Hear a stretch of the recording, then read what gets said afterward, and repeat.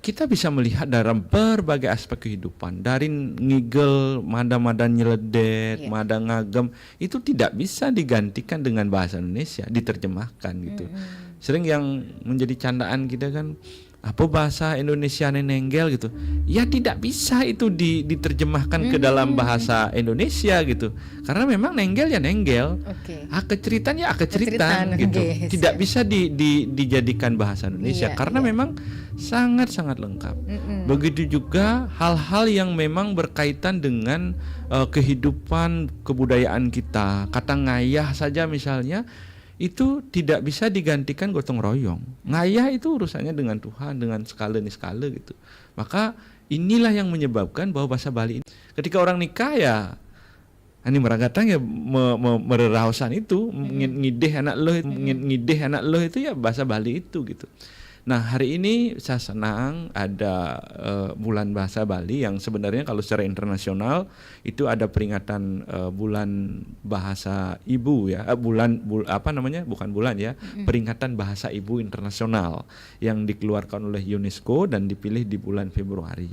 Dan kita di Bali merayakan dalam bentuk bulan bahasa Bali yang hampir setiap desa, kelurahan, kecamatan, kabupaten hingga provinsi ngelaksanakan pecentokan atau perlombaan.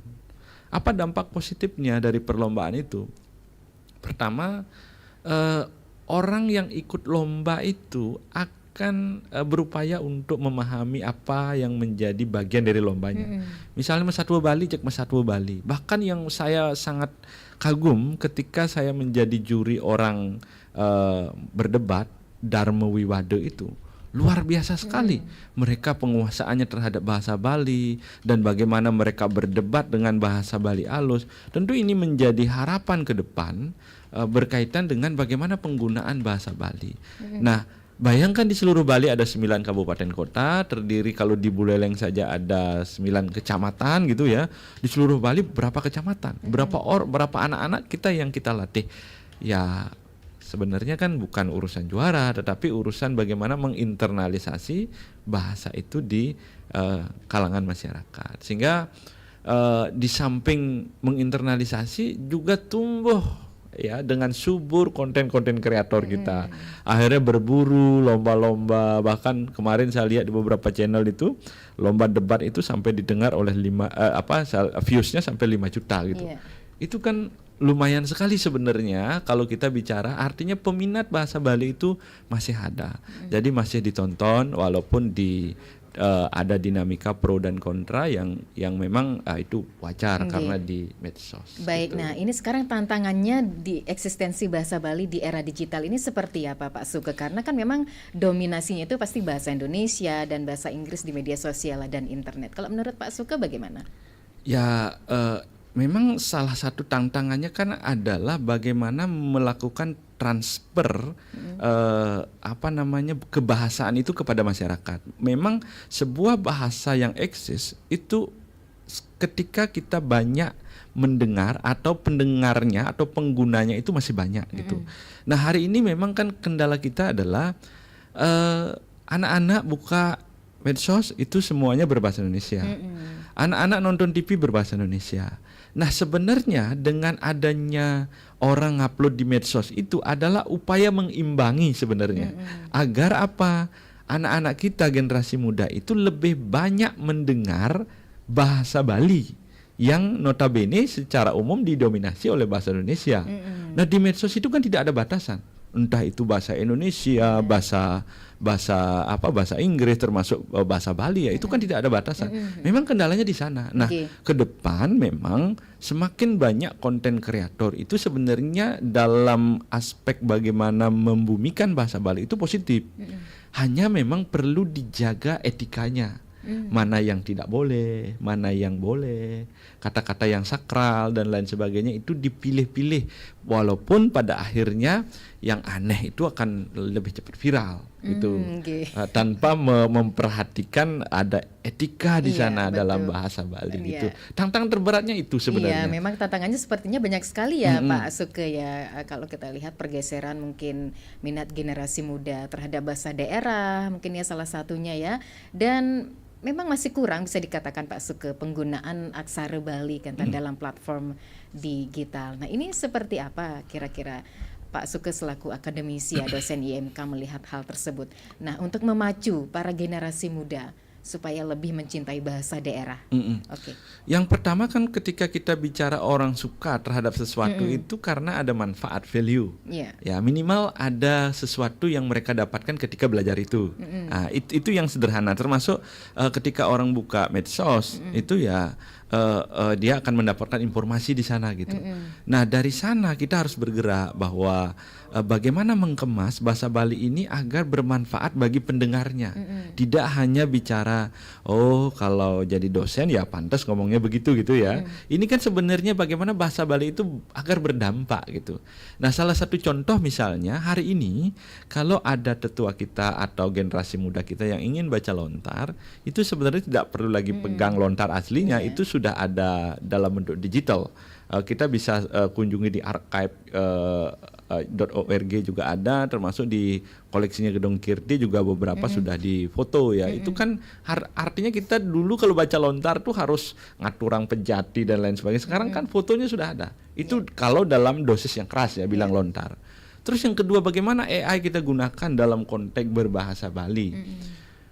Saya memberikan proyek kepada mahasiswa. Salah satunya contoh begini, ketika orang Kelangan mendengarkan kekawin, karena kekawin itu kan sebenarnya menggambarkan keindahan alam yang ditonton atau yang dirasakan oleh pengawi pada saat itu gitu. Itulah yang disampaikan misalnya di dalam kekawin banyak disebutkan keindahan alam, kolam-kolam yang indah, bunga-bunga teratai dan lain sebagainya. Terus kan kita hari ini tidak bisa melihat keindahan itu. AI itu bisa menjawab itu. AI itu bisa membuatkan mengenerate gambar dari apa yang muncul di dalam karya-karya sastra itu.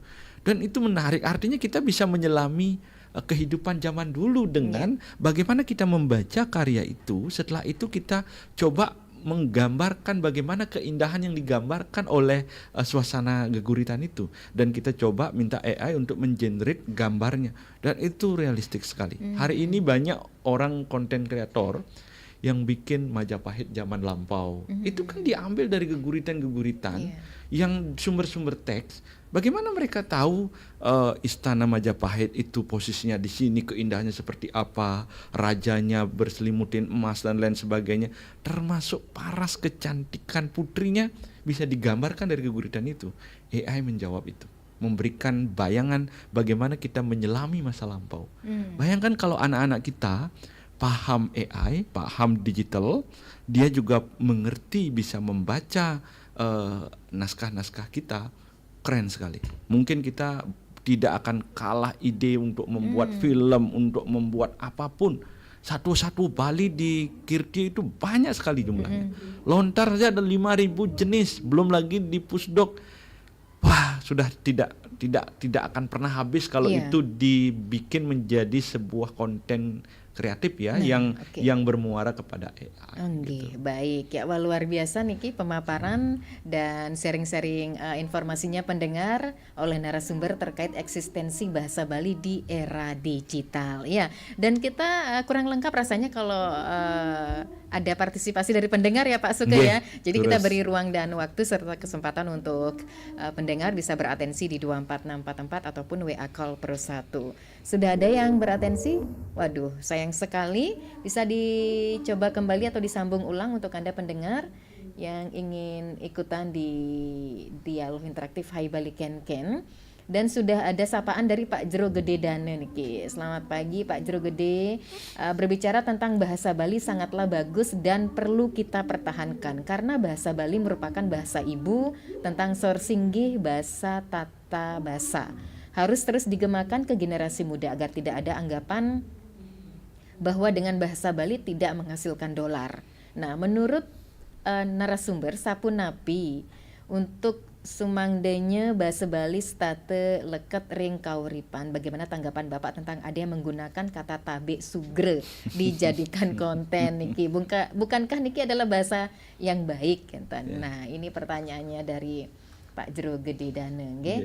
Oke. Langsung. Silakan nggih. Silakan dijawab Pak. Nike memang tantangan ketika konten kreator menggunakan pilihan kata ya. Saya katakan pilihan kata yang memang nyeleneh dan unik ya, unik. Nah, tabik sugre itu kan sebenarnya memohon izin ya.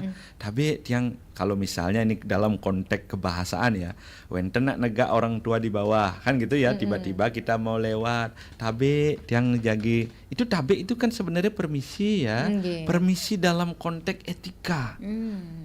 Bin lagi ketika kita ketemu tempat tenget ya, pasti kita bel titit tabe tiang jagi ngilang margi gitu. Itu kan etika kita sebenarnya. Nah, apalagi sugre gitu ya, sugre tiang nunas ya. Jadi kata sugre itu juga mohon izin sebenarnya kata sugre. Tetapi ketika itu digunakan atau digabung dengan elemen kata-kata modern itu dianggap melecehkan. Ya bagi saya sih sebenarnya tidak 100% melecehkan, sepanjang itu memang digunakan kepada hal-hal yang positif.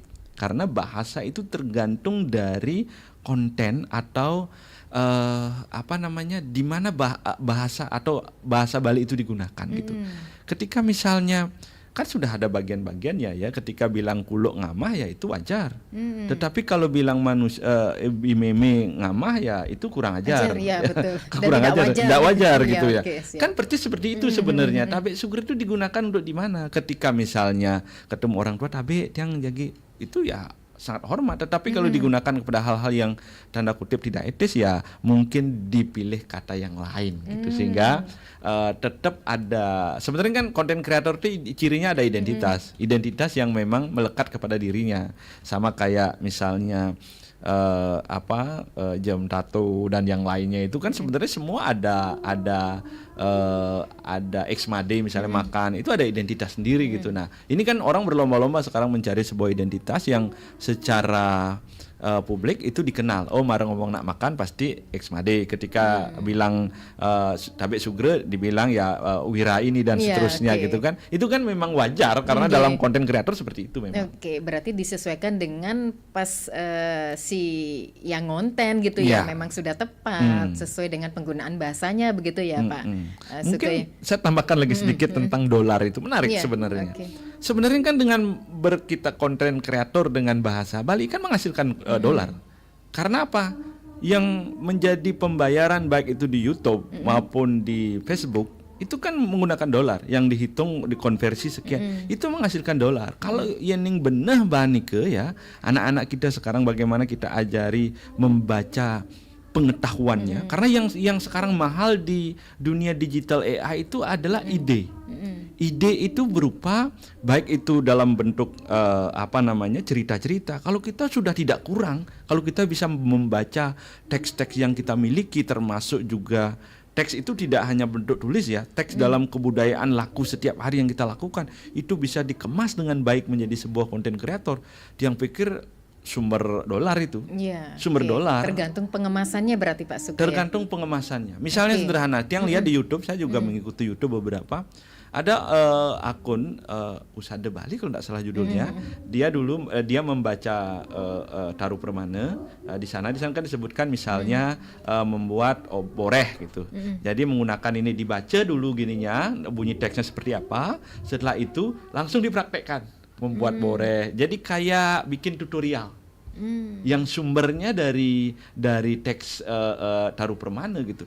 Ini kan idenya menarik gitu dan sangat original. Kalau di dunia konten kreator apapun yang original itu pasti akan disupport betul algoritmanya oleh platform tersebut gitu. Ini yang penting ke depan memang. Nah jangan jadi orang Bali setengah-setengah. Setengah-setengah yang saya maksudkan mace lontar sing bisa mengerti budaya Bali sing bisa, tapi jadi konten kreator kan juga enggak bisa. Iya, betul. Kan harusnya kita mengenal budaya. Misalnya kalau saput poleng kan kemarin sempat viral itu. Gara-gara terjadi longsor, pohonnya ditebang, tiba-tiba saput poleng trending. Itu saya lihat di beberapa konten kreator ada yang membuat video dalam bentuk kayak clay itu loh. Clay termasuk juga clay itu mainan anak-anak ya, yang kayak robot-robot yang kayak bikin sebuah patung-patung tapi bergerak. Ada juga yang membuat dalam bentuk kartun. ini viral kemana-mana bahwa saput poleng itu tidak bicara tenget, jero gede atau siapa yang melinggih di sana, tapi bicara tentang bagaimana mengkonservasi alam, Iya. menjaga pohon, menjaga lingkungan gitu. Nggih. Jadi tergantung cara mengemas mantan saya. Betul. Cara pengemasannya dan cara sudut pandang kita. Benar. Baik ya. Kita masih berkesempatan untuk Anda yang ingin beratensi. Ya, selamat pagi. Selamat pagi, Swastiastu. Inggih, swastiastu. Pak Astawa niki. Tahu ya. Nggih, silakan Bapak. Swastiastu, narasumber Swastiastu. Nggih. pemikiran Bapak. Ini suatu program-program kita di Bali ini. Memang itu harus dilestarikan. Cuma yang setelah yang amati nih, banyak yang ingat nih, kayak sampun itu. Kalau kita berbicara soal kasta, dulu kan ada Anggabu di sana, orang Brahmana, orang Ksatria, orang Sudra. Ini dasar daripada Anggabu kita sebenarnya. Tapi Tiang sebagai orang yang sudah nyaman perubahan seperti sekarang, dengan siapapun dia halus ngomong. Walaupun kenal atau tidak kenal. Nah sekarang problem kita, anak-anak muda kita juga harus berubah. Seorang guru harus anak didiknya salah, dia ngomong kasar, dia ngomong tidak karu-karuan, begitu tidak mendidik, padahal anak itu tidak bisa berbahasa halus gitu. Nah disinilah problemnya, kita harus berubah sebenarnya. Seorang guru itu harus berubah sebenarnya, jangan sampai memarahi dengan kata-kata yang kasar. Nah ini cair, majah-majah umpamanya begitu. Nah ini nggak bisa karena dia sudah biasa mungkin di masyarakat itu ngomong yang seperti begitu. Nah dari siang pun sering yang bergaul dengan anak-anak, datang liwat, ini aja ngomong lah. Dia yang ngomong, si anak rinse, gitu. Yang halus, mungkin begitu dia pemikirannya. Makanya dia yang ngajak ngomong itu halus, dia nggak ngerti gitu. Atau jadi atau bagaimana. Nah disinilah problem kita kalau kita melestarikan bahasa Bali, terutama dengan itika. Nah kasta ini sebenarnya sangat berguna sebenarnya, bukan yang merendahkan juga, bukan tidak begitu. Makanya disinilah perlu kita merubahlah sistem kita bergaul di masyarakat. Cara yang pernikah orang kata sati, ibu yang halusnya ngomong, tidak pernah yang kasar ngomong, walaupun itu orang tidak kenal. Dan yang amati begitu. Sekian, terima kasih Om Santi. Inggih, matur suksema niki Pak Astawa atas sharingnya kenten ya terkait dengan penggunaan bahasa kasar. Bagaimana dengan bahasa nak beleng nak mulekit kasar-kasar. Nah itu gimana ya Pak Astawa ya? Oke, sebelum ditanggapi ada Pak Narte di WA call. Ya, selamat pagi Pak Narte. Swastiastu, selamat pagi. Swastiastu, nggih. Silakan Pak Narte. Di mana narasumbernya nih? Dari Institut Empu Kuturan Singaraja. Oh iya. Oke. Ya, selamat. Bahasa Bali ada di sana, di Uniksa juga ada. Saya juga ngajar di Uniksa, maupun pensiun. Nggih, matur suksema Pak.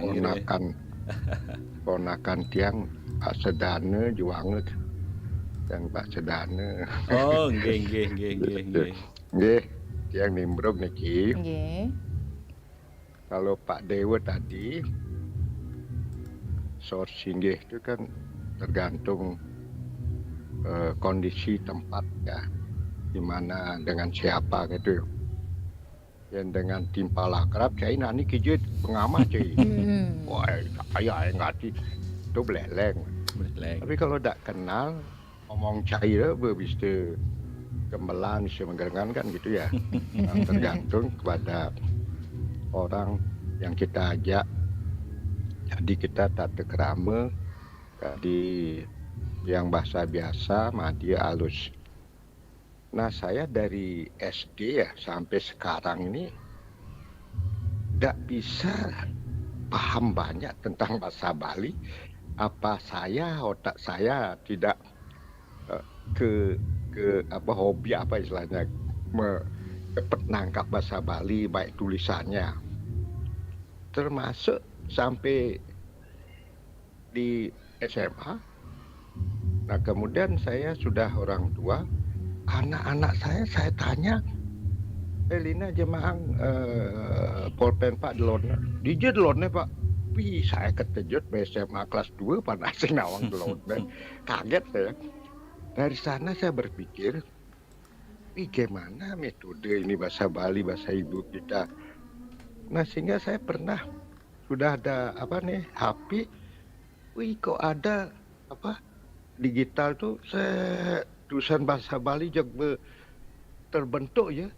Nah, sehingga saya dari sana berpikir sekarang Pak, dengan digital ini pelajaran bahasa Bali misalnya misalnya makan nasi, terus di bahasa Bali kan sudah hurufnya udah muncul.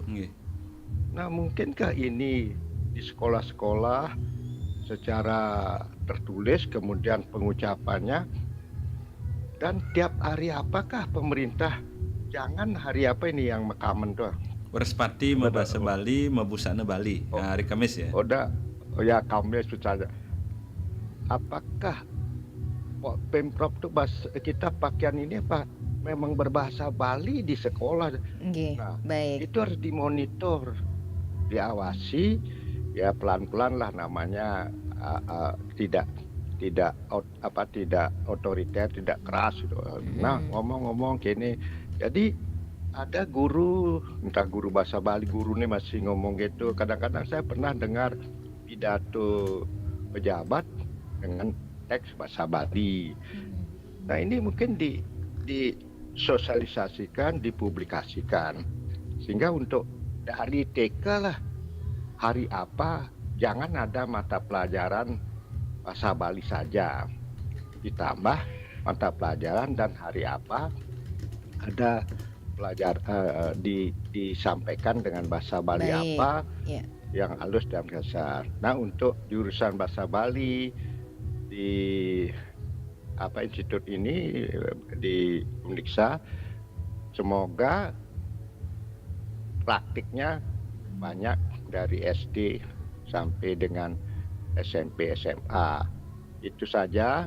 Semoga penyuluh bahasa Bali oleh gubernur lebih banyak dan lebih aktif bekerja di desa. Mungkin ada sanggar-sanggar, bukan dengan bahasa saja, tapi dengan tampilan, apakah drama kecil, apakah kekidungan dan sebagainya, diberi istilahnya P3K honor. Tenaga kita diutamakan beri gini, jangan guru bahasa Inggris lebih banyak, bukan tidak perlu diangkat, tapi bahasa Bali ini kia tamat institut sing mangkat. Nah, Oke, baik ya Pak Narte, demikian saja saya menyampaikan. Sekian. Oke, baik, terima kasih untuk Pak Narte atas atensinya karena waktu yang sangat singkat dan sangat-sangat terbatas. Niki, silakan Pak Suke untuk ditanggapi apa yang menjadi penyampaian Pak Astawa dan juga Pak Narte, dan apresiasi dari Pak Juru Gede Dane. Memang topik juga sangat bagus sekali, tanggapan dari narasumber juga luar biasa. Ada Pak Lane di Tejekule. Menurut Pak Lane, bahasa kasar di Buleleng dikenal sebagai bahasa andap atau bahasa sor, Kenten. Jadi ini digunakan dalam situasi informal atau kepada orang yang lebih muda atau lebih rendah statusnya. Apakah benar seperti itu Pak Suke? Silakan tanggapannya. Dari berbagai sumber ya yang saya baca, salah satunya misalnya Benang Kusut Kasta di Bali, termasuk juga banyak sekali menulis tentang catatan-catatan Belanda tentang kasta. Tentu yang tidak akan masuk ke sana. Tetapi yang saya ambil positifnya adalah kasta itu telah membangun sistem sourcing bahasa Bali yang bagus. Memang yang perlu dihindari dari sistem kasta itu adalah feodalisme gitu. Nah, sekarang dengan adanya sourcing bahasa Bali ini, tentu feodalisme itu dikesampingkan dan jadikan sourcing bahasa Bali ini sebagai sebuah sumber attitude etika bagi masyarakat Bali. Kalau kita dengan orang yang lebih tua tua ya kita menggunakan alus singgih. Kalau kita dengan orang yang misalnya ke seorang pendeta juru manggu ya menggunakan alus singgih. Begitu sebaliknya. Karena sudah tidak ada lagi, kalau kasta itu kan sebenarnya dari warna ya, ketika bicara kesatria dulu raja ya patut kita hormati, sekarang raja itu ya gubernur, bupati. Makanya ketika ada sambutan itu kan singgih palungguh murdaning jagat Bali gitu, sudah sangat luar biasa lewihan ken ide betara gitu. Nah ini kan sebenarnya adalah bentuk penghormatan kita kepada raja dalam konteks seorang gubernur gitu. Nah sekali lagi sor singgih itu tidak dalam konteks kasta saja, tetapi sumber attitude, kesopanan, kesantunan masyarakat Bali. Yang kedua berkaitan dengan bahasa kasar Buleleng gitu ya. Ya saya bangga jadi orang Buleleng gitu. Di satu ketika saya punya teman seorang ide bagus gitu ya. Ya karena sudah lama ajak kuliah dan lain sebagainya. Ketemulah di Denpasar, saya bilang, "Wih kengken cai Gus" gitu. Dia sama sekali tidak tersinggung karena kita paham betul bahwa kita ini sudah sangat lama bersahabat. Dan ketika saya di Gria-nya si Gus ini, saya pasti ngerti posisi menggunakan bahasa Bali alus. Begitupun yang bersangkutan menggunakan bahasa Bali alus. Tidak ada saling merendahkan karena posisi kita sama dalam konteks kita ya sama-sama berteman gitu. Mungkin di Maluan iya dia soroh sebagai seorang Brahmana gitu. Tapi kan sekarang juga posisinya kita kan sama dalam konteks kita saling menghormati sebagai manusia gitu. Nah ini yang penting ke depan, memang orang Buleleng itu hangat, terbuka, itu karena bahasa kasar Buleleng. Kalau memang dia tidak kenal seperti yang disampaikan tadi, memang dia tidak akan berani ngomong bahasa Bali kasar. Karena kasar itu adalah simbol kedekatan, keakraban. Orang Buleleng di mana-mana ketika ngobrol pasti selalu hangat, makanya disenangi oleh siapapun kalau orang Buleleng. Maka saya sudah membuktikan, bahkan di Jakarta itu ada perkumpulan orang Buleleng gitu. Jadi dia itu hanya ngopi-ngopi duduk bahasa Buleleng, ngobrol tentang Buleleng.